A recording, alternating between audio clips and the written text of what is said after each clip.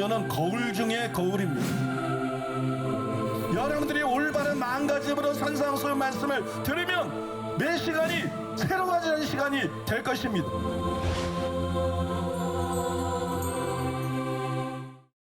하나님의 말씀 함께 보시겠습니다. 오늘 우리에게 주시는 하나님의 말씀은 마태복음 5장 4절 말씀입니다. 마태복음 5장 4절 말씀을 다 같이 읽겠습니다. 애통하는 자는 복이 있나니 그들이 위로를 받을 것이며. 아멘. 이 시간 담임 목사님께서 나오셔서 애통하는 자에게 주시는 하늘 위로라는 제목으로 말씀 선포해 주시겠습니다. 오늘은 이제 애통하는 자에 대해서 마지막 설교죠. 산상수훈의 8복에서 두 번째 복이 애통하는 자가 받는 복인데요. 지난 시간에는 애통의 구체적인 의미에 대해서 말씀을 드렸어요. 가난이나 뭐 어려움 때문에 애통하는 거로 누가복음 6장에 기초해서 오해하는 학자들은 그게 아니다. 자기 죄를 깨닫고 자기의 내적 부패를 깨닫고 심령이 가난해져서 그래서 터져나오는 애통, 심령의 가난이 원인이 돼서 하는 애통, 죄 때문에 하는 애통. 예수님이 말씀한 애통은 바로 그거다. 마음이 가난하고 통회하며, 통회한다는 것은 뉘우친 거니까 죄에 대한 거죠. 슬픔에 대한 거 아니죠. 바로 그 병행이 보여지는 것처럼 죄에 대해서 애통하는 것이다. 두 번째로 애통의 또 다른 의미. 그래서 참된 신자는 자기 죄 때문에 애통할 뿐만 아니라 자기 가족과 자녀와 아는 사람들의 그런 죄를 생각하면서 애통하고 그 다음에 그 영혼을 위해서 구원하는 자다. 자기가 뭘 마시는 걸 먹어보면 거기 데려가려고 그러잖아요. 그죠? 어디 경치가 좋으면 이제 거기 데려가려고 그러잖아요. 참된 신자가 정말 자기 죄를 깨닫고 애통하게 됐을 때 다른 사람을 그냥 내버려둘 수가 없어요. 또 다른 사람을 생각할 수밖에 없어요. 그래서 다른 사람의 영혼을 위해서 애통하는 자다. 그래서 하나님이 애통하는 자의 이마에 인치라는 말씀도 있는데 그런 사람이 지금 얼마나 있나 돌아봐야 되는 거고. 세 번째로 하나님이 원하는 것은 값싼 눈물이 아니다. 연기자들이 막 눈물을 잘 뽑잖아. 그죠?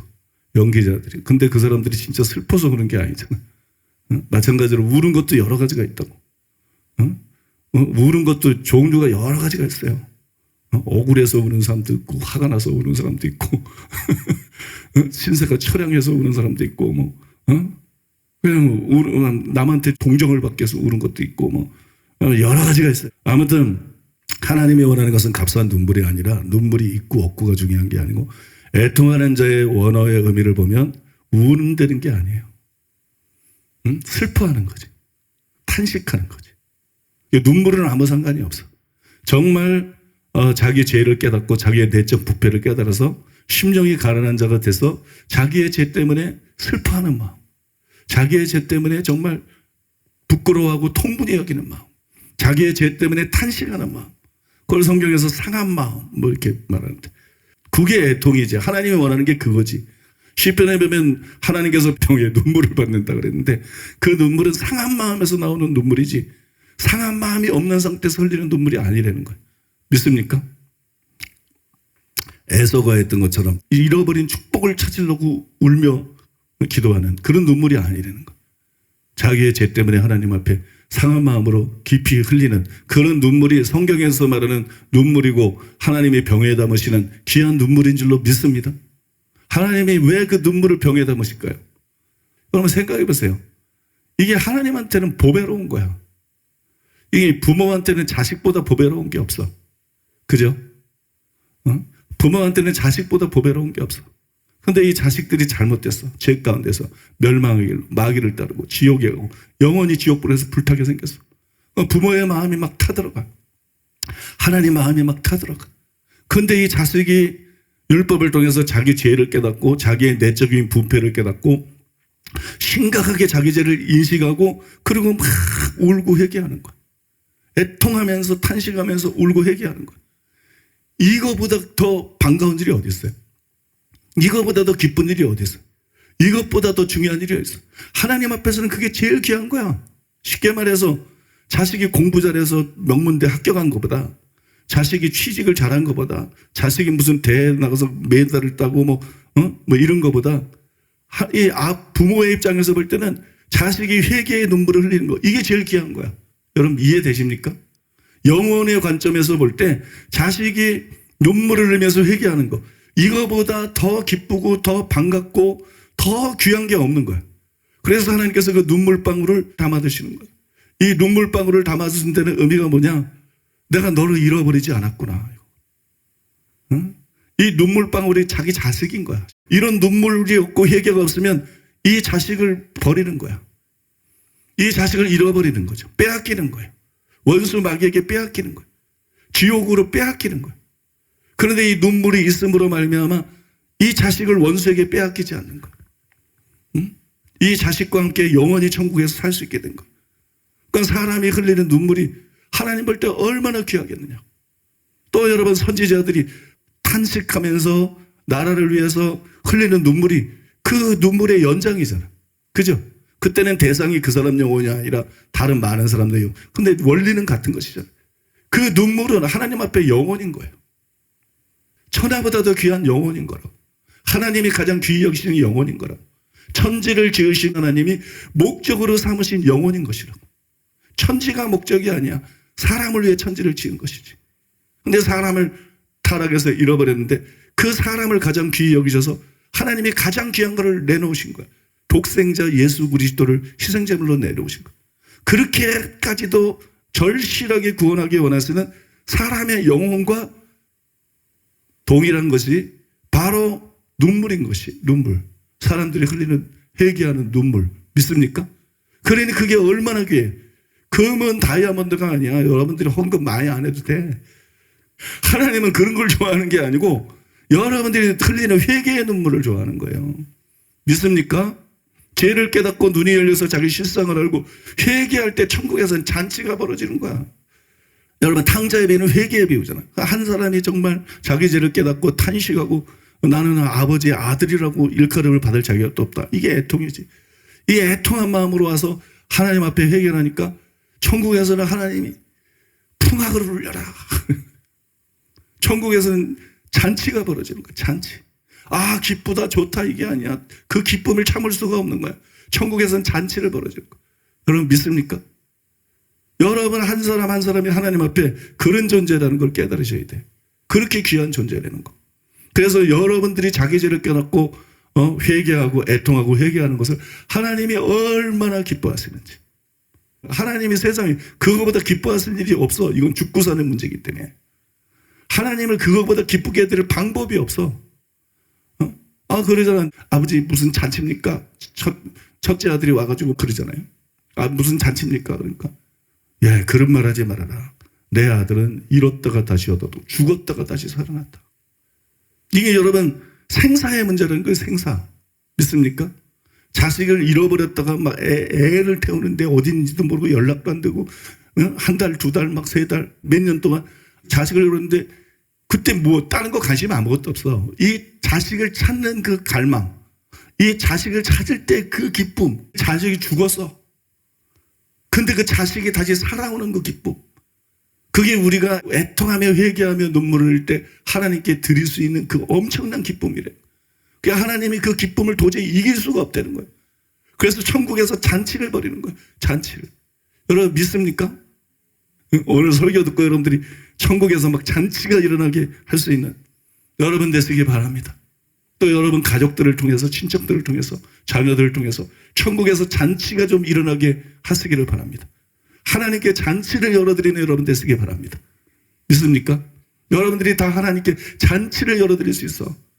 회개하고 통회할 때 하나님은 너무 기뻐하시는 거예요. 믿습니까?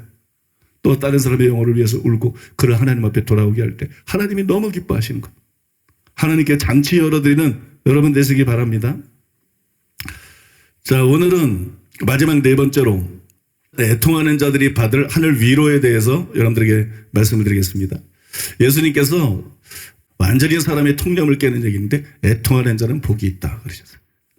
뭐 가난한 자는 복이 있다. 뭐 애통하는 자는 복이 있다.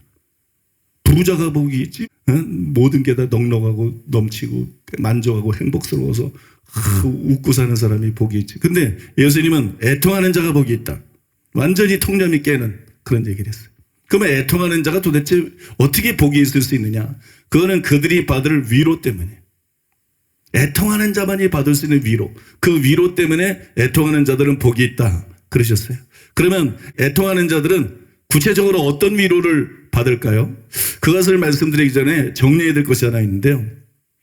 우리가 팔복을 읽어보면 마태복음 5장 3절과 10절의 약속 진술은 천국이 저희 것이며, 이게 내용이 같아요. 심령이 가는 자 천국이 저희 것이며, 의를 위해 핍박을 받는 자 천국이 저희 것이며, 그죠? 그 약속 진술의 내용이 똑같죠. 그다음에 둘 다 현재 시제예요. 근데 그 사이에 나오는 4절이와 9절에 나오는 약속 진술, 그러니까 두 번째에서 일곱 번째 복에 대한 약속 진술, 이 약속 진술들은 미래입니다. 또 천국이 저희 것이며 이렇게 안 돼 있고 다른 내용들로 나와 있고 그것이 전부 미래 시제를 사용했어요. 3절과 10절에서는 왜 현재 시제를 사용했느냐? 그거는 여러분 마태복음 4장 17절에 예수님이 회개하라 천국이 가까이 왔느니라. 그러니까 회개하면 나중에 천국 들어갈 것이 아니고 천국에 오는 거예요. 그러니까 회개하면 천국을 소유할 수 있는 거예요. 근데 이 팔복의 사람들, 제자들은 회개한 사람들이, 그러니까 이미 천국을 소유한 사람들이, 믿습니까? 이미 하나님의 백성이에요. 그래서 여러분 과거 시대를 쓴 거예요. 심령에 가는 자는 복이 있나니 천국이 저희 것이며. 예수 믿으려면 박해를 불구하고 믿어야 되잖아요. 그죠? 의를 위해 핍박을 받는 자는 복이 있나니 천국이 저희 것이며. 이미 여러분 제자들이 천국을 소유하고 있기 때문에 그걸 이제 현재 시제로 쓴 것이에요. 또 인크루지오 구조라 그러잖아요. 샌드위치 구조. 그러니까 첫 번째 복도 천국이 저희 것이며, 또 마지막 복도 천국이 저희 것이며, 이게 빵이 내용물을 덮고 있는 것처럼 나머지 복들을 이렇게 다 감싸고 있잖아요. 그래서 이 인크루지오 구조를 통해서 그 사이에 있는 4절에서 9절에 나와 있는 두 번째에서 일곱 번째 복에 대한 약속들이 천국과 관련이 있다는 거예요. 전부. 표현은 그렇게 안 돼 있어도 이게 전부 천국과 관련이 있는 것이다. 즉 이 약속들이 전부 구원과 관련이 있는 것이다. 믿습니까? 천국과 관련이 있다. 구원과 관련이 있다. 그거를 보여주는 것이 되는 거예요. 이에 대해서 더글라스 헤어는 이렇게 말했습니다. 천국이 저희 것이며라는 확약은 가난한 자들과 핍박받는 자들에게 공통적으로 주어진 것으로서 9개의 복선언의 주요 부분을 괄호로 묶어주며 아마도 9가지의 복 모두에 내포되어 있는 것으로 여겨진다. 또 양용희 교수님이 이렇게 말했어요. 팔복단락은 하늘나라 주제로 감싸인 인클루지오 구조를 통해 그 전체 초점이 하늘나라에 맞추어져 있음을 강력히 시사해준다. 심령에 가는 자는 복이 있나니 천국이 저희 것이며, 의를 위해 핍박을 받는 자는 천국이 저희 것이며, 하늘나라, 이 천국, 이 주제로 감싸여져 있다는 거죠. 이런 인크루지오 구조인데 이거는 무슨 의미냐? 그 전체 초점이 하늘나라에 맞춰져 있다는 것을 말한다. 두 번째에서 일곱 번째 복에 대한 약속들도 초점이 바로 하나님 나라에 맞춰져 있다는 것이다. 뭐 그런 내용이에요. 또한 싱클레어 포커스는 이렇게 말했습니다. 처음과 끝에 나오는 복은 천국이 저희 것이며입니다. 4절로 9절은 위로와 땅을 기업으로 받음과 배부름과 긍휼히 여김을 받음과 하나님을 봄과 하나님의 아들이라 일컬음을 받음인데, 예수님은 이 6가지의 특별한 복을 언급함으로써 천국이 저희 것이며라는 축복을 더 자세히 설명하고 예증해 줍니다. 이해되시죠? 네. 여러분 이분들 외에도 많은 학자들이 뭐 같은 주장을 하고 있어요. 이게 맞는 거예요. 두 번째에서 일곱 번째 복에 대한 약속 진술들은 첫 번째와 여덟 번째 복에 나오는 천국에 대한 설명이다. 그러나 첫 번째와 여덟 번째 복에 대한 약속 진술과 달리 현재 시제가 아니라 미래 시제죠. 그러니까 이거 잘 들어보세요. 이 인크루지오 구조를 통해서 볼 때 두 번째에서 일곱 번째 복은 다 천국에 대한 내용인데, 첫 번째하고 여덟 번째 복은 현재 시대인데 이 가운데 있는 것들은 전부 미래 시대로 되어 있었어요. 그러니까 그게 무슨 의미겠어요? 두 번째에서 일곱 번째에 있는 약속의 내용이 뭐라는 걸 말하는 거예요. 그 약속은 바로 미래에 대한 것이다. 근데 천국에 대한 거예요. 그죠? 미래의 천국과 관련된 거예요. 그러니까 그 내용이 뭐예요? 궁극적인 구원을 의미한다는 거예요. 그 사람들이 미래의 천국에 들어가게 될 것이다. 이런 사람들이 미래의 천국에 들어가서 궁극적인 구원을 받게 된다. 그런 의미라는 것입니다. 여러분 이게 마치 무엇과 같은가 하면 소아시아 7교회 예수님이 편지를 보냈잖아요. 그러니까 예수님께서 편지를 보내면서 각 교회 전체 성도에게 약속을 안 해요. 초대교회 소아시아 7교회 예수님이 편지를 쓰는데 이기는 자들에게만 꼭 약속을 하세요.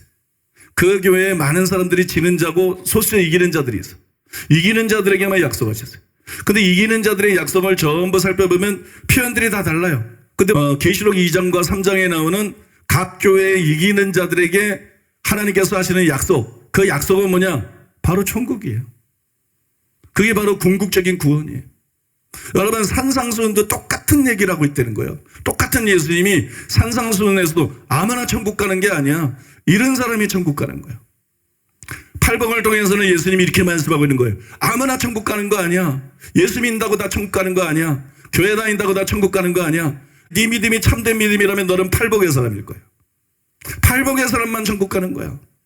계시록에서는 예수님이 이렇게 말씀하고 있는 거예요. 아무나 천국 가는 거 아니야. 예수 믿는다고 교회 다닌다고 뭐 장로라고 목사라고 선교사라고 그런 거 아무 소용없어. 하나님 앞엔. 중요한 거는 네 믿음이 진짜냐. 네가 진정한 그리스도인이야. 네가 진정한 그리스도인이면 이기는 자일 것이다. 혹시 오늘 우리 교회 처음 온 분들이 무슨 믿음이 이기는 건가? 믿음이 이기는 거예요. 요한일서 5장 4절 5절 대저 하나님께서 난 자마다 거듭난 자마다 세상을 이기느니라. 세상을 이기면 이것이 너희의 믿음이니라. 우리가 예수 그리스도를 믿는 자가 아니면 세상을 이기는 자가 누구뇨? 믿음은 그냥 예수님이 나의 구원자입니다. 신앙 고백이라는 것이 아니에요. 그래서 예수님이 나더러 주여 주여 하는 자마다 천국에 다 못 들어간다 그런 거예요. 아버지의 뜻대로 하는 자만 들어간다고 말씀한 거예요. 믿음은 세상을 이깁니다. 믿습니까? 믿음은 육신의 정력, 안목의 능력, 이생의 자랑을 이깁니다. 여러분, 복음은 우리를 의롭다만 해주는 거 아니에요. 우리를 바꾸는 거예요. 히브리서 8장, 히브리서 10장에 보면 새 언약이 나오잖아요. 그게 바로 복음이잖아요. 새 언약이 하는 역할이 뭐예요? 우리의 죄와 허물을 다시는 기억지 아니하리라. 죄사함과 의롭다함이죠. 그것만이나요? 우리의 생각에 하나님의 법을 기록하고 우리의 마음에 하나님의 법을 기록한다. 법이 돌판에 새겨져 있는 게 아니라 내 속에 새겨져 있어요. 그게 내 속에서 하나님 말씀대로 살고 싶은 소원이 성령을 통해서 일어나. 그러니까 바울이 그렇게 말하는 거예요. 빌립보서 2장 12절에서 나 있을 때뿐 아니라 나 없을 때에도 항상 복종하여 두렵고 떨림으로 너희 구원을 이루라. 그죠? 이 구원받은 사람들이에요. 근데 두려워하라. 떨어라. 너희 구원을 이루라. 그 구원을 이루지 못하고 지옥 갈 자들이 많다. 버림받을 자들이 많다. 항상 복종하여 두렵고 떨림으로 너희 구원을 이루라. 그러란 다음에 뭐라 그래요? 너희 안에 행하시는 하나님이시니 자기의 기쁘신 뜻을 위하여 너희로 소원을 두고 행하게 하시나니. 자기의 기쁘신 뜻을 위해서 소원을, 그게 뭐예요? 생각에 하나님 법을 기록하는 거예요. 노트에 기록하면 그냥 이게 하나님 뜻이구나 그래. 근데 하나님께서 생각에, 이게 성령이 하시는 일이지. 고린도후서 3장 4장에 보면 우리 마음 신비에 글을 기록하는 것은 사람이 못해요. 성령이 하는 거예요. 그 말씀을 성령의 검이다 그러는 거예요. 그런데 성령께서 우리 생각에 기록하고 마음에 기록하면 그게 우리 소원이 되는 거예요. 이걸 갈라디아서 5장에서 육체의 소욕, 성령의 소욕 그렇게 말하는 거예요. 육체가 있기 때문에 육체의 소욕이 우리 속에 올라오는 것처럼 성령이 우리 속에 새 언약을 통해서 오셨기 때문에 성령님께서 우리 생각과 마음에 하나님의 법을 기록하시는 거예요. 소원을 일으켜 주시는 거야. 믿습니까? 그러면 그거를 쫓아서 행해야 되는 거야. 내가 그냥 내 몸을 쳐서 복종시켜서 말씀대로 살 수 있는 게 아니야. 성령이 아니고는 불가능한 거야. 믿습니까? 여러분 믿으십니까? 로마서 7장에 보면 우리가 율법에서 자유케 된 걸 말하면서 6장에 보면 이제 우리가 의문에 묵은 것으로 섬길 것이 아니에요. 의문은 율법을 말하죠. 영의 새로운 것으로 섬길 것입니다. 그 영은 복음이 주는 성령을 말하는 거죠. 영의 새로운 것으로 섬길 것입니다. 그 8장 4절에서는 그 영, 성령입니다. 그 영을 쫓아 행하는 우리에게 율법의 요구가 이루어지게 하려 하심이니라. 믿습니까? 이게 신약시대, 새 언약시대의 신앙생활이라는 거예요. 근데 이렇게 해야 된다 그래야 되는데 우리 율법에서 자유케 됐으니까 율법을 지키지 않아도 정죄가 없고 그냥 믿기만 하면 이단입니다. 교회 안에 들어오는 이단. 바울은 갈라디아에서 전혀 그런 얘기를 하고 있지 않아요. 율법이 폐해졌다는 게 뭔지를 모르니까 그러는 거야. 그럼 율법이 폐해졌는데 왜 성령을 쫓아서 율법의 요구를 이루려는 거야? 그죠? 말이 안 되잖아. 서로가 다 모순되잖아. 그거는 바울이 말하고 있는 의미를 몰라서 그러는 거야. 그래서 여러분 율법이 폐해졌다, 율법에서 자유케 됐다, 그리스도가 율법에서 마침이 된다, 이런 것들을 정확하게 바울이 지금 무슨 말을 하는 건지 이해하고 깨닫는 것이 중요하다는 것이에요. 그러니까 계시록 2장 3장에 이기는 자에게 하는 약속, 그의 궁극적인 구원을 말했던 것처럼 팔복에서 두 번째에서 일곱 번째 복에 나오는 약속들도 표현은 다르지만 다 궁극적인 구원을 뜻한다는 것이. 이거를 이해해야 돼요. 이거를 이해하는 게 왜 중요하냐? 계시록 2장과 3장에 이기는 자들에 대한 약속의 의미를 깨닫는 게 왜 중요했죠? 그것을 이해해야 중요한 사실을 알게 돼요. 그게 뭐냐면 이기는 자들만 천국 들어간다. 계시록 21장 6절이나 7절에 나와 있잖아요. 앞에서 천국을 딱 설명하고 난 다음에 이기는 자는 이것들을 유업으로 받으리라 그래요. 그냥 모든 신자에게 약속하는 적이 없어요. 그 이기는 자가 결국 계시록 2장 3장에서 약속한 것처럼 천국에 들어간다는 거거든요. 믿습니까? 이기는 자만 천국 들어간다. 그러니까 이기는 자들만 천국 들어간다. 이게 얼마나 중요한 진리예요. 목사들이 예수 믿어야 된다, 교회 잘 나가라, 주일성 11조해라, 뭐 봉사해라, 뭐 이런 얘기만 하면 안 돼. 당신이 이기는 자가 돼야 됩니다. 믿음은 근본 속성이 스펄천이 말한 것처럼 그 안에 이김의 원리가 있는 겁니다. 이김의 원리가 없고 그냥 입으로만 뭐 예수님을 주여, 그건 믿음이 아닙니다. 성경에서 말하는 믿음이 아닙니다.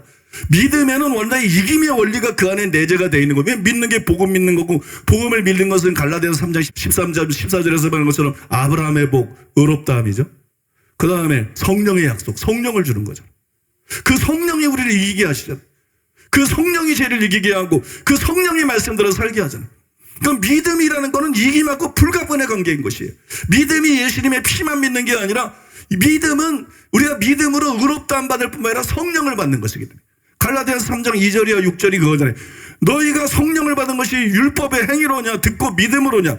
믿음으로 단순히 의롭다함 받는 게 아니라 성령이 오셔가지고, 그래서 우리는 예수님을 믿을 때 의롭다함 받을 뿐만 아니라 성령으로 거듭나잖아요. 거듭남이 구원이잖아요. 거듭나지 못한 사람은 구원 못 받은 거잖아요. 거듭나지 않으면 천국 못 들어간다고 요한복음 3장에서 예수님이 분명히 말씀했잖아요. 그래서 믿음에는 이김의 원리가 들어가 있기 때문에 이기지 않으면 그 믿음이 가짜인 거예요. 이김으로써 행함으로 나타나야, 행함 있는 산 믿음으로 이게 나타나야. 갈라디아서 5장 6절 사랑으로서 역사하는 믿음뿐이라, 사랑으로 표현되는 믿음으로 나타나야 그게 참된 믿음이지, 그렇지 않은 거는 참된 믿음이 아니지. 그래서 예수님이 아버지의 뜻대로 한 자는 천국에 들어가리라 그렇게 말씀한 거잖아요. 믿습니까? 그러니까 이걸 분별하는 게 너무 중요하죠. 이걸 분별하지 못하니까 자기 교회 성도들 중에 얼마나 많은 장로가 지옥을, 그냥 교회 건축한데 막 몇 억씩 내고 그냥 열심히 평생 일하고 그런 지옥 가. 그거를 목사들이 못 막는 거예요. 이걸 모르니까. 이걸 알았으면 목사들이 가만히 있겠어? 이기는 자가 돼야 된다. 죄 가운데 살면 안 된다. 이겨야 된다. 믿습니까? 성령을 의지해서 이겨야 된다. 이기는 자들은 약속이 있다. 이기는 자만 그날을 유업으로 받는다. 믿음은 원래 이기는 거다. 그러니까 교회만 다니지 말고 성경 공부만 하지 말고 봉사만 하지 말고 기도만 하지 말고 은사만 받지 말고 그게 문제가 아니다. 선지자들하고 귀신 쫓고 많은 권능을 해도 이기지 못하는 자, 불법을 행하는 자들은 젖대는 거잖아, 죄. 그죠? 이기지 못하는 자들은 다 지옥 간다. 누구도 예외가 없다. 그래서 사도 바울 같은 사도라도 예외가 없다. 그래서 내가 내 몸을 저 복종하게 하면 다른 사람을 복음을 전파하는데 나는 도리어 버림이 될까봐 두려워한다고 말하지 않았냐. 그러니까 이기는 자가 돼야 된다. 바울도 이기는 자가 아니면 지옥 갔을 것이다. 누구도 예외가 없다. 이기는 자가 돼야 된다. 근데 목사들 중에 누가 이기려고 그래? 장로 중에 누가 이기려고 살아? 신자 중에 누가 정말 회개하고 누가 정말 이기려고 그래? 누가 정말 죄를 이기기 위해서 죄와 피 흘리기까지 싸우냔 말이에요. 그러니까 교회 안에 지옥 가는 사람이 너무 많은 게 너무 당연한 것이지. 교회 안에서 20%만 천국 가더라. 그건 사우처럼 감정자들의 일치되는 감정이 사실일 수밖에 없는 것이지. 믿습니까? 그래서 여러분, 우리가 이 진리를 바르게 아는 게 그렇게 중요하다는 거예요. 팔복도 마찬가지라는 것이에요. 우리가 첫 번째와 여덟 번째 복의 인크루지브 구조를 통해서 두 번째와 일곱 번째 복에 대한 약속 진술들이 궁극적인 구원을 뜻한다. 이걸 깨닫지 못하면 팔복이 그냥 윤리가 돼버리는 거예요. 그러나 이것을 깨달으면 팔복이 윤리도덕이 아니라 구원받은 자를 묘사하게 되는 거예요. 그러니까 내가 팔복의 사람이면 진정한 그리스도인이고, 내가 팔복의 사람이 아니면 명목상의 신자구나, 나는 가짜구나, 그걸 깨닫게 되는 거예요. 그죠? 그러니까 내가 팔복의 사람이 돼도 좋고 안 돼도 그만, 이게 아니라 그냥 죽기 살기로 우리는 팔복의 사람이어야 되는 거예요. 믿습니까? 그럼 팔복에 대한 말씀들이 검이 돼서 우리에게 날라오는 거예요. 무슨 노래 같은 교훈이 아니라 우리의 심령을 찌르는 검이 돼서 우리 속에 날라와가지고 팔복 하나하나를 놓고 우리가 진짜 하나님 앞에 회개하게 되고 정말 회개하고 믿고 성령의 은혜로 팔복의 사람이 되는 거잖아요. 그죠? 이게 사람의 선행을 말하는 게 아니잖아요. 회개할 때 이런 일이 일어나는 거잖아. 예수님을 믿을 때 이런 일이 일어나는 거잖아. 믿음이 뭔지 제대로 알고 그 다음에 성령을 통해서 일이 일어나는 거잖아. 그래서 우리가 반드시 팔복의 사람이 되게 되는 것이죠. 지금 제가 말씀드린 것을 깨닫고 분별하는 것이 사활적으로 증해야 되는 것이, 우리는 4절이와 9절의 약속이 미래 시제로 되어 있다는 것에 더 깊은 의미를 우리가 알아야 됩니다. 왜 우리가 더 깊게 이걸 알아야 되느냐? 두 번째에서 일곱 번째 복에 대한 약속들, 그 약속들을 앞으로 우리가 어떻게 해석해 나갈 것인가, 그냥 해석을 할 게 아니라 지침이 있어야 돼. 그 올바른 지침을 얻기 위해서라도 이 약속이 왜 미래 시제로 되어 있는지 거기에 대해서 더 깊은 깨달음이 필요합니다. 많은 학자들이 두 번째에서 일곱 번째 복에 대한 약속이 미래 시제라는 것에 근거를 해서 그거를 미래적인 의미로 해석을 합니다. 당연한 것이죠. 미래 시제니까 미래적인 의미로 해석을 해요. 예를 들어서 양용희 교수님은 이렇게 썼어요. 인클루지오 구조를 형성하는 처음 복과 마지막 복의 귀결절들의 경우 그 시제가 공이 현재인데 반해 다른 귀결절들의 경우 그 시제가 모두 미래다. 만일 8개의 복이 모두 하늘나라와 연관된 것이라면 이런 귀결절들의 시제상 차이는 하늘나라의 시간적 긴장관계를 반영하고 있다고 볼 수 있다. 다시 말해서 인클루지오를 형성하는 귀결절들은 제자가 현재 누리는 하나님 나라의 특권을 언급하고 있는데 반해 다른 귀결절들은 하나님 나라가 보장하는 미래적 보상을 언급하고 있는 것으로 보인다. 이게 당연한 거예요. 첫 번째에서 여덟 번째 복에 대한 약속은 현재 시제고, 그 다음에 두 번째에서 일곱 번째 복에 대한 약속은 미래 시제이기 때문에 이렇게 여러분 두 번째에서 일곱 번째에 대한 그 약속 진술들을 미래에 대한 것으로 해석하는 건 당연한 것이죠. 지금 구원받은 사람들이 미래의 천국 들어가는 것, 궁극적인 구원을 받는 것을 그런 표현들을 통해서 설명한 것이다. 이렇게 해석하는 것이 당연하다는 말이에요. 그래서 저는 뭐 이 해석에 대해서 반대할 마음은 없어요. 이건 깔끔한 것이기 때문에. 그럼에도 불구하고 저는 첫 번째와 여덟 번째 복에 대한 인클루지오 구조, 이게 중요하다고 생각해요. 첫 번째와 여덟 번째에 대한 인클루지오 구조, 이 현재 시제로 되어 있는데 그게 나머지를 전부 감싸고 있다고요. 전부 감싸고 있어요. 그래서 인클루지오 구조에 의거해서 두 번째와 일곱 번째 복에 대한 약속들이 현재와 미래, 즉 이미의 구원과 아직의 구원 둘 다를 내포하고 있는 것이다. 거기 강조점은 미래에 있는 것이지만 현재까지도 끌어안고 있는 것이다. 현재까지도 포함하고 있는 것이다. 그렇게 생각을 해요. 그래서 이런 약속들을 두 가지 관점에서 해석해야 된다는 거예요. 이미의 구원의 차원과 아직의 구원의 차원. 이 두 가지 관점에서 이 약속들을 해석하는 것이 바람직하고 또 그렇게 해석하는 것이 성도들에게 더 큰 유익이 된다는 것을 발견을 했어요. 헤르만 리델보스도 저하고 같은 생각을 가지고 있더라고요. 4절 이후에 나오는 복들의 하반절에 천국의 복이 미래 시제로 되어 있다는 것은 사실이다. 그렇지만 3절과 10절에는 분명히 천국은 이미 예수님께서 복 있다고 선언하시는 사람들의 소유물이라고 서술되어 있다. 4절 이하의 말씀 속에 담긴 예수님 말씀의 진의는 이러한 소유가 하늘에 이미 저장되어 있다는 것만 아니다. 오히려 최초의 구원의 현실은 이미 예수님의 사역을 통하여 지상에 현존하며 그것은 심지어 사람들이 손을 뻗치면 닿을 만한 곳에 있다는 것이다. 그래서 저는 두 번째하고 일곱 번째 복에 대한 약속 진술들이 이 세상에서 현재 누릴 이미의 구원과 미래에 누릴 아직의 구원 둘 다를 의미한다. 그렇게 생각을 하고요. 그래서 그 두 가지의 초점을 맞춰서 각 복에 대한 약속에 대해서 해석을 해야 된다. 그렇게 생각합니다. 그래서 이제 두 번째 복에 대한 약속 진술, 저희가 위로를 받을 것이며죠. 이 부분에 대해서 그 두 가지 관점에서 여러분들에게 설명을 해드리겠습니다. 첫째로 따라해 보겠습니다. 이미 차원의 위로. 애통하는 자들이 이 세상에서 받는 위로, 그게 이미 차원의 위로죠.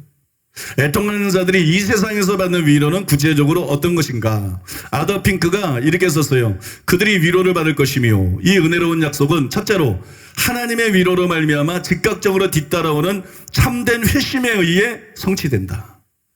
다시 말하면 양심이 견디어낼 수 없는 죄책에 대하여 깨닫게 되는 죄의 부담을 벗어버리는 것이다.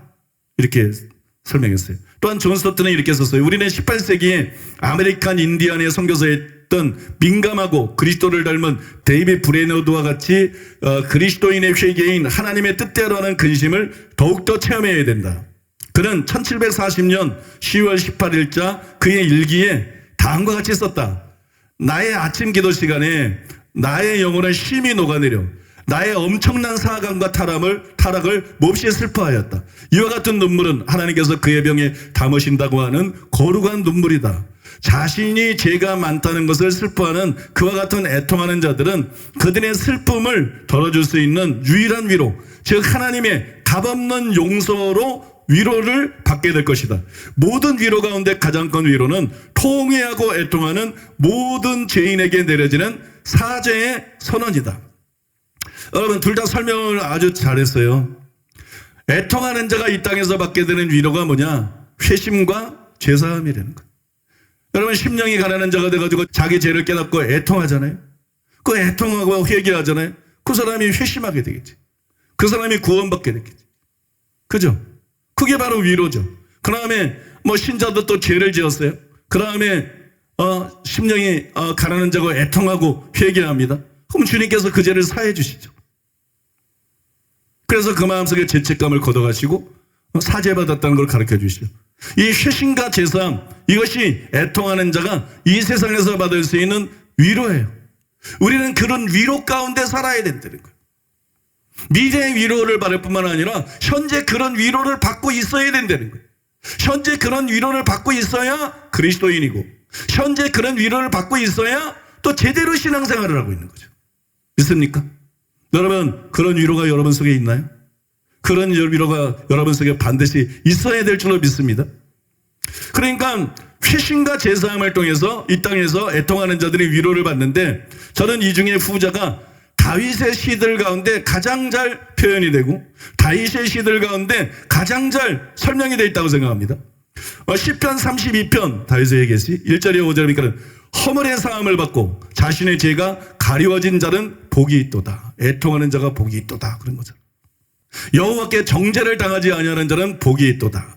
내가 이르기를 내 허물을 여호와께 자복하리라 하고 주께 내 죄를 아뢰고 내 죄악을 숨기지 아니하였더니 곧 주께서 내 죄악을 사하셨나이다. 이게 위로라는 거예요. 주께서 내 죄악을 사하시는 거. 시편 51편 이것도 다윗의 회개십니다. 거기 1절이야 17절에 보니까는 하나님이여 주의 인자를 따라 내게 은혜를 베푸시며 주의 많은 긍휼을 따라. 아무 자격이 없지. 제자인데 무슨 자격이 있어. 하나님의 인자, 하나님의 자비에 기대는 거. 내 죄악을 지워주소서. 나의 죄악을 맑게 씻으시며 나의 죄를 깨끗이 사하소서.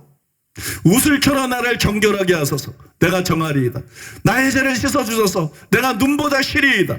내게 즐겁고 기쁜 소리를 들려주시다. 주의 꺾으신 뼈들로 즐거워하게 하소서. 죄를 짓고 죄를 깨닫고 죄책감에 사로잡히고 마음이 상하니까 즐거움이 없어요. 그죠? 그런 자기 자신을 구해달라는 거예요. 주의 얼굴을 내 죄에서 돌이키시고 내 모든 죄악을 지워주소서. 주의 구원의 즐거움을 내게 회복시켜 주시고, 예수 믿고 구원받았을 때 구원의 기쁨과 즐거움이 있었는데, 마음의 평화와 주님의 임재가 느껴지고 만족이 있었는데, 죄를 짓고 그 죄를 깨닫고 마음이 상하고 통회하고 탄식하는 마음을 갖게 되니까 구원의 즐거움이 다 사라져. 마치 구원받지 않은 사람처럼 심령이 공고하고, 그죠? 괴롭고 슬프고, 주의 구원의 즐거움을 내게 회복시켜 주시고 자원하는 심령을 주사 나를 붙드소서. 하나님께서 구하시는 제사는 상한 심령이라. 하나님이여 상하고 통회하는 마음을 주께서 멸시하지 아니하시리이다. 상하고 통회하는 마음으로 죄를 지은 다윗이 하나님 앞에 기도하면서, 하나님은 상하고 통회한 마음을 멸시치 않기 때문에, 하나님이 원하는 제사는 상하고 통회하는 마음이기 때문에 결국 하나님께서 앞에서 자기를 구한 대로 자기의 죄를 다 지워주시고 자기의 죄에서 돌이키시고 자기에게 구원의 즐거움을 회복시켜줄 것을 믿으면서 이렇게 자백하며 회개하고 있는 것이에요. 자백하고 회개할 때 이런 하나님의 선하심에 대한, 예수님의 십자가에 대한 자백의 효과에 대한 믿음이 또 우리 속에 있어야 돼요. 자기 죄를 인식하고 슬퍼할 뿐만 아니라 믿음으로 자백해야 돼요. 여러분 믿습니까? 믿음으로 하나님의 긍휼을 의지해야 돼요. 믿음으로 예수님의 십자가 보혈을 의지해야 돼요. 여러분 자기 죄가 용서받는 것을 받을 수 있다는 걸 믿어야 돼요. 믿음으로 그걸 기대해야 돼요. 맨날 자백만 하고 있는 게 아니라 그래서 자백하고 난 다음에 하나님의 용서를 받아들여야 되는 것입니다. 하나님의 용서를 받아들이고 마음의 평화를 누리고 여러분과 주님과 교제하는 그런 삶을 살아가야 될 줄로 믿습니다. 여러분 애통하는 자에게는 이 세상에서 이런 위로가 주어집니다. 그래서 애통하고 자배함으로써 우리가 이 세상에서 주어지는 이런 위로를 받는 사람, 그런 사람이 바로 그리스도인이다. 그리스도인이 바로 이런 사람이다. 자기 죄에 대해서 외면하는 사람이 아니다. 무감각한 사람이 아니다. 자기 죄 때문에 상한 마음을 갖고 자기 죄 때문에 애통하지만 또 위로를 받음으로 말미암아 그 마음의 평화를 느끼고 자유함을 누리고 기쁨을 누리고 그렇게 하나님과 교제하며 사는 사람이 바로 여러분 그리스도인이다. 그리스도인은 애통하는 자다. 그런 의미에서의 그리스도인이다. 예수님께서 그렇게 말씀하고 있는 거예요. 한편 위로라고 하는 거는 헬라어로 파라칼레오라고 그러는데 뭐 여러 가지 뜻인데 이런 뜻이 있어요. 위로라는 말에 소환하다, 초청하다 이런 뜻이 있어요. 그래서 성경 연구 프로그램에 보니까 이 단어에 대해서 이렇게 썼어요. 파라칼레오는 부르다, 초청하다, 구하다 라는 의미를 나타낸다. 그러면서 성경에 세 군데 사도행전에 나오는 걸 이 단어를 가지고 예증을 해놨습니다. 파라칼레오, 위로라는 것은 부르다, 초청하다, 뭐 구하다, 뭐 소환하다 뭐 이런 뜻을 가지고 있어요. 이동환 목사님이 이렇게 썼어요. 이 단어 위로를 뜻합니다. 위로는 대단히 흥미있는 단어로서 곁에라는 전치사와 부르다라는 동사가 결합된 것입니다. 곁에 부름을 받아서 누군가가 서 계시다. 주님은 성령을 보혜사라고 말씀했습니다. 이 보혜사란 말이 바로 똑같은 말입니다. 곁에 부름을 받아서 서 계신 분 성령님, 예수님이 보내신 성령은 바로 우리 곁에 계신 분입니다. 여기 위로한다는 말이 이와 똑같은 단어로 쓰여졌습니다. 여러분 주께서 곁에 서신 것을 경험하십니까? 진정으로 주의 위로를 발견하십니까? 한 영혼이 자기의 죄를 직시하며 그 죄에 대면하여 참으로 아파하는 바로 그곳에 주님의 임재가 있습니다. 용서와 치유와 그리고 은혜의 주님이 우리 곁으로 다가오시는 것을 발견할 수가 있습니다. 시편 기자는 여호와는 마음이 상한 자에게 가까이 하시고 여호와는 마음이 상한 자에게 가까이 가시고 그 중심이 통회하는 자를 구원하신다라고 말합니다. 여러분 이게 맞는 말이에요. 하나님은 마음이 상한 자를 가까이 하십니다. 죄인이지만 자기 죄를 깨닫고 마음이 상한 자를 가까이 하세요. 마음이 상한 자들을 멸시치 않으세요. 마음이 상한 자들을 그리고 구원하세요. 마음이 상한 자를 멀리하지 않는다. 죄인이라고 내치지 않는다. 여러분의 죄가 무엇이든지 여러분의 죄를 깨닫고 상한 마음 가지고 통회하는 마음 가지고 하나님 앞에 나올 때 더럽다고 내치지 않는다. 그 마음이 상한 자와 가까이 하신다. 그리고 그 마음이 상한 자를 구원해 주신다. 우리 하나님은 이런 하나님인 줄로 믿습니다. 바리새인 같은 하나님이 아니고 예수님이 보여준 복음서에 보여준 그런 하나님이에요. 여러분 한번 생각해 보세요. 잘못을 저지른 자녀에 대한 부모의 마음을 한번 생각해 보세요. 책망을 해도 자녀들은 못 깨달을 때가 많아요. 그죠? 책망을 해도 자녀들은 자기 잘못을 못 깨달을 때가 많습니다. 그래서 부모의 고민이 깊어지는 거예요. 사람이 잘못할 수 있는데 책망을 하면 바로 알아듣고 이건 잘못된 거네 고치겠습니다 그러면 얼마나 깔끔하고 좋아. 근데 그냥 책망하면 삐딱하게 반응하고 책망하면 대들고 위에서 하는 말인데도 알아듣지도 못하고 깨닫지 못할 때가 이게 부모의 고민이죠. 부모가 원하는 것은 자녀를 징책하는 것이 아니에요. 부모가 원하는 것은 자녀가 바르게 돼서 그 자녀가 잘 되는 것입니다. 부모가 원하는 것은 단순히 그것이에요. 그런데 여러분 그런 부모 입장에서 한번 생각해 보라는 거예요. 자녀가 죄를 지었어. 이건 넌 죄 졌네. 넌 악하네. 그러니까 너 같은 건 내 상대하네. 넌 내 자식도 아니야. 이러지 않는다는 거예요. 자녀가 자기 죄를 깊이 깨달았어. 그 다음에 그 죄 때문에 상한 마음, 죄 때문에 탄식하는 마음, 죄 때문에 슬퍼하는 마음을 가지고 있어요. 이것이 부모에게 얼마나 기쁨이 되겠습니까? 너는 이런 잘못을 저지르고 너는 이런 죄를 졌으니까 네가 지금 와서 애통하면 다야? 지금 와서 슬퍼하면 다야? 난 너 같은 거 안 봐. 그건 부모가 아니지. 그건 아저씨, 아줌마, 아니면 계모 뭐 이런 거지. 그건 부모가 아니에요. 여러분. 부모는 자식이 잘 되기를 원하기 때문에 책망을 해도 자식을 사랑하는 것 때문에 하는 거고, 훈계를 해도 자식을 사랑하는 것 때문에 하는 거고, 매를 때려도 자식을 사랑하는 것 때문에 하는 거예요. 정성적인 부모와 정상적인 자녀라면 이 부모하고 자식의 관계는 자녀가 죄를 지었다는 게 문제가 안 돼요. 자녀가 죄를 지었다, 자녀가 잘못했다, 이게 문제가 안 돼요. 부모의 마음은 그가 회복하고 사는 게 목적이지 그를 징계하는 목적이 아니고 그를 버리지 않습니다.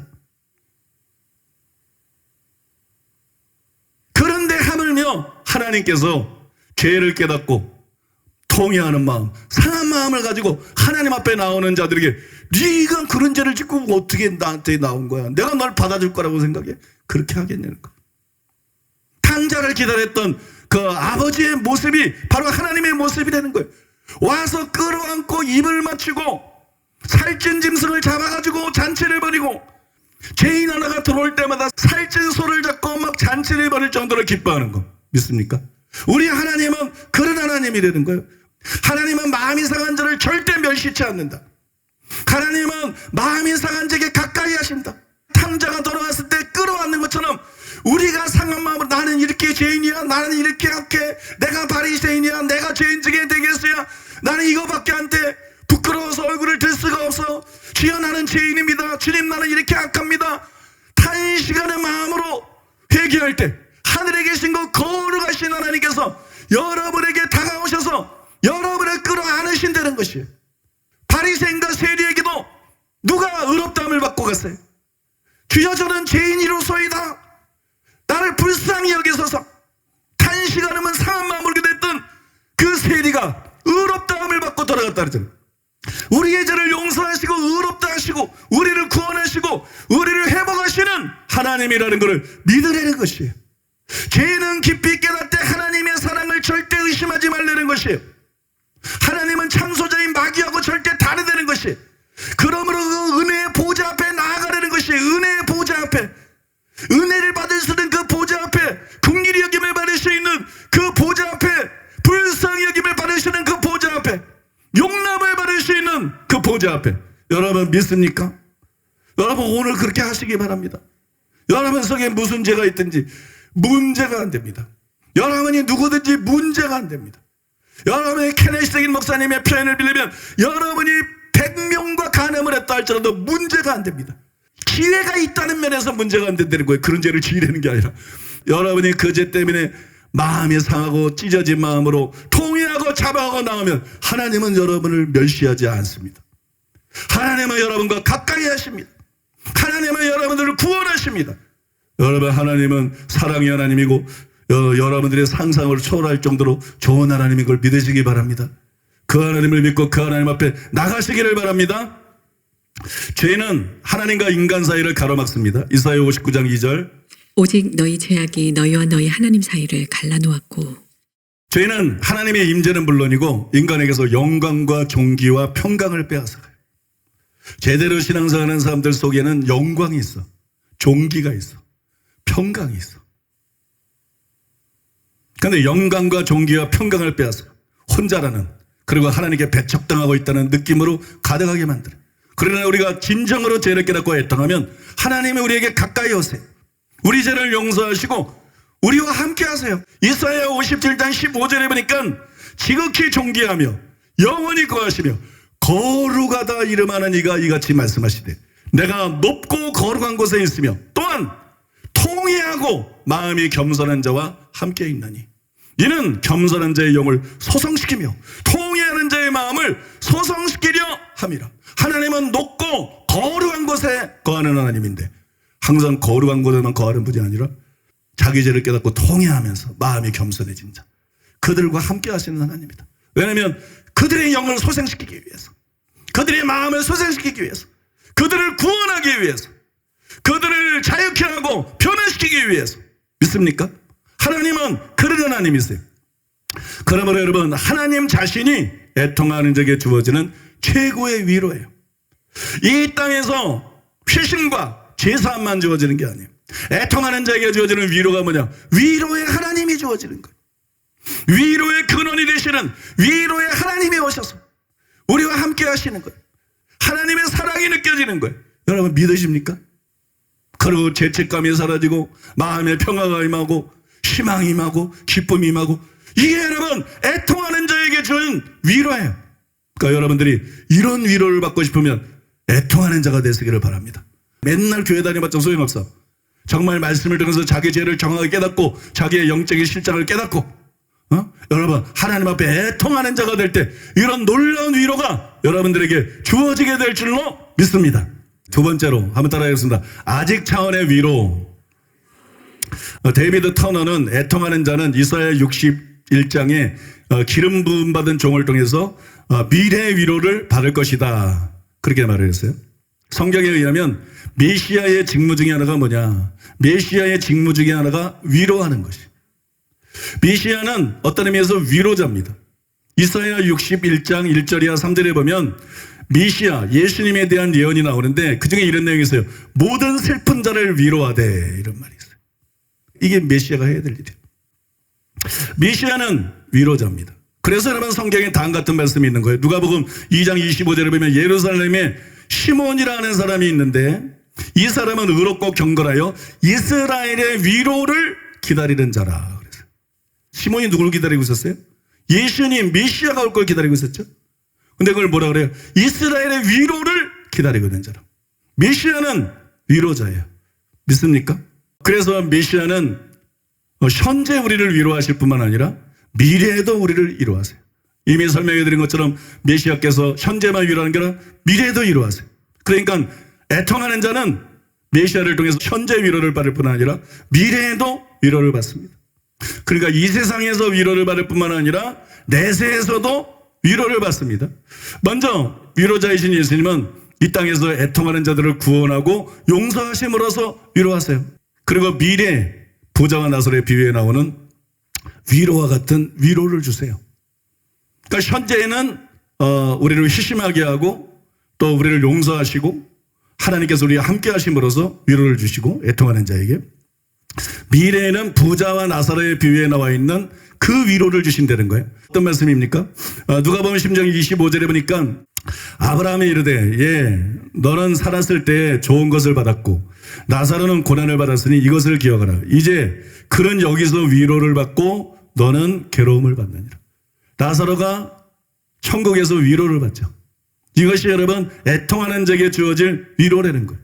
아더 핑크도 애통하는 자가 받게 될 위로를 설명하면서 이 구절을 인용했어요. 이게 바로 애통하는 자가 받을 위로라는 거죠. 그런데 이 말씀을 누가복음 6장 24절과 비교해 볼 필요가 있습니다. 누가복음 6장 24절에 보면 그러나 화 있을진저 너희 부요한 자여 너희는 너희의 위로를 이미 받았도다. 그래서 누구는 받을 위로가 남아있고 누구는 세상에서 다 위로를 받았어요. 받을 위로가 남아있는 사람은 누구예요? 애통하는 자예요. 애통하는 자는 받을 위로가 남아있어요.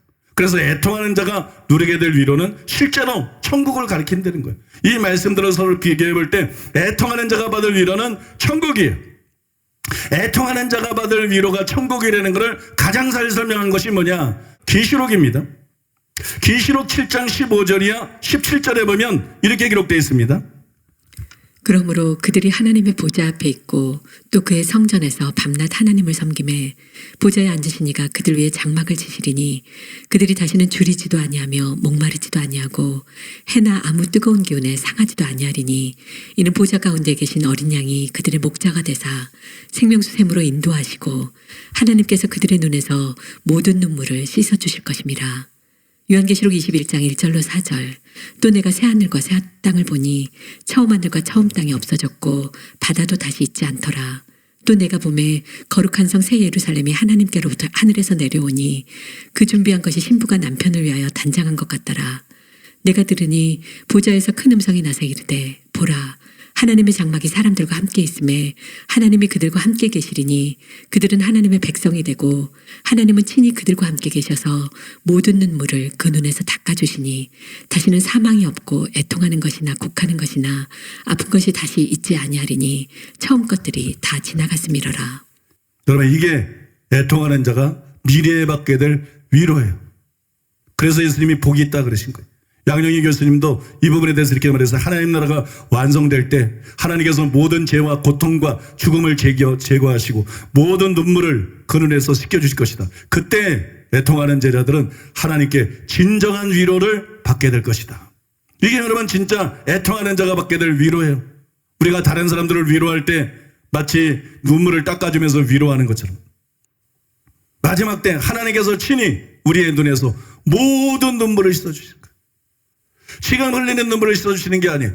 여기 성경에 보니까 그랬어요. 다시는 애통하는 것이나 곡하는 것이나 아픈 것이 없다. 다시는 울 일이 없는 사람이 되게 해주신 거예요. 영원토록 다시는 울 일이 없는, 이제는 웃은 일밖에 없는, 이제는 행복할 수밖에 없는, 여러분 이런 위로가 어디 있어요? 이게 하나님만이 주시는 위로예요. 근데 애통하는 자에게는 이런 위로가 주어진다는 거예요. 그냥 흐르는 눈물을 닦아주는 게 아니라 그의 모든 눈물을 닦아준다는 거예요. 슬픈 일이 있는데 눈물이 안 나오는 것이 아니고 다시는 사망이 없고 다시는 애통하는 것이나 곡하신 것이나 아픈 것, 이런 것들이 다시는 없는 존재로, 다시는 그런 것을 겪지 않는 존재로, 이런 위로가 어디 있어요? 이것은 여러분 완벽한 위로입니다. 이것은 사람으로서는 상상할 수 없는 완전한 위로입니다. 애통하며 회개하는 자에게 하나님이 이런 위로를 주신다는 거예요. 그런데 이런 위로를 바라지 않고 뭐 하고 있느냐? 왜 세상 것 가지고 위로를 받으려고 그러냐? 왜 그까지 돈 가지고 위로를 받으려고 그러고, 왜 명예 가지고 위로를 받으려고 그러고, 왜 쾌락을 가지고 위로를 받으려고, 그게 정말 위로가 되겠느냐? 일시적인 것이지 정말 그게 위로가 되겠느냐? 그러나 너희가 그런 데서 위로를 찾지 말고 자기의 문제가 뭔지를 진짜 깨닫고 주님 앞에 나가서 애통하고 얘기하는 마음으로 회개하면 회심하게 할 뿐만 아니라 죄를 용서해 주실 뿐만 아니라 하나님이 함께 하실 뿐만 아니라 마지막 날에는 천국에 들어가기 전에 우리 눈에서 모든 눈물을 씻어주셔서 모든 슬픔과 고통과 불행과 재난과 모든 고민과 염려와 문제로부터 자유케 돼서 저 천국에서 영생복락을 누리게 하는 그 위로를 바로 애통하는 자에게 주실 것이다. 여러분 믿습니까? 그래서 예수님이 심지어 말씀한 거예요. 애통하는 자는 복이 있나니 저희가 위로를 받을 것이며.